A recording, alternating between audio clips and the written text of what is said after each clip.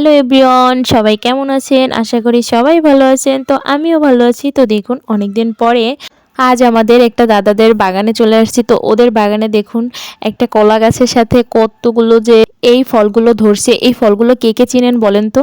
আমরা আসলে এগুলোকে শ্যামানাজ নামে চিনি। তো আপনারা কে কি নামে চিনেন অবশ্যই কমেন্টে জানাবেন। তো দেখুন একটা, একটা করে আমি তুলতেছি। তো এখানে অনেকগুলো ধরছে।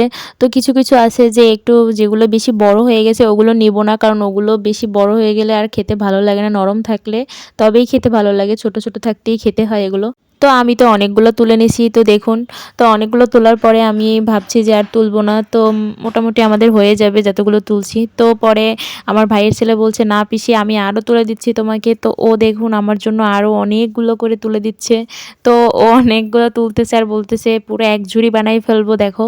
তো এখানে পুরো অর্ধেক ঝুড়ি হয়ে গেছে দেখছেন?